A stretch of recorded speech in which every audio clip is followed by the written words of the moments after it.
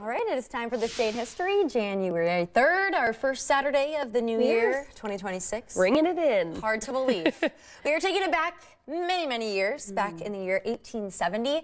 This was the day, or on this day, I should say, that workers began construction on the Brooklyn Bridge in New York. So there's a picture of that there on your screen. The construction was completed several years later in 1883, making it the world's largest suspension bridge. So a lot of work went into this. Sadly, I think at least 20 people died during the construction, but it was a pretty big deal when it was finished. There was a big celebration. Lots of people gathered to kind of see its opening day. So yeah, pretty neat. Have you been?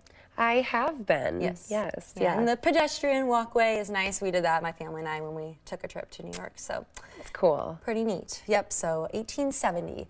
Now taking it to 2004, the Mars exploration rover Spirit lands on the red planet on this day. So 21 days later, its twin Opportunity also arrived safely, and it also had one of the longest successful missions in NASA's history. I think it traveled several miles. Like I think it was 26, like the equivalent of a marathon, like 26. That's is it 26.2? Is that what a marathon is?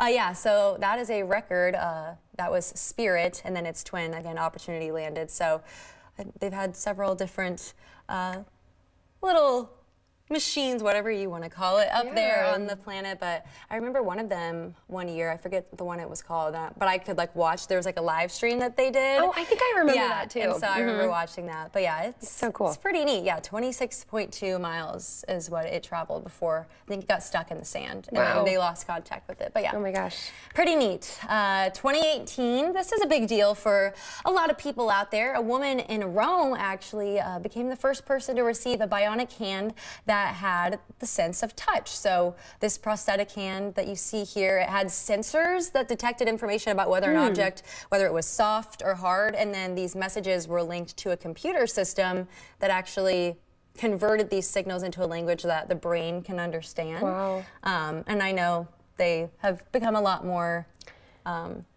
the technology has been crazy. A lot more advanced with these sorts of things, which is really neat for a lot of people. She went 25 years without her hand after losing it in an accident. So this was probably a really exciting thing for her. So that's neat for a lot of people out there. Crazy, crazy. All right. Well, it's also National Chocolate Covered Straw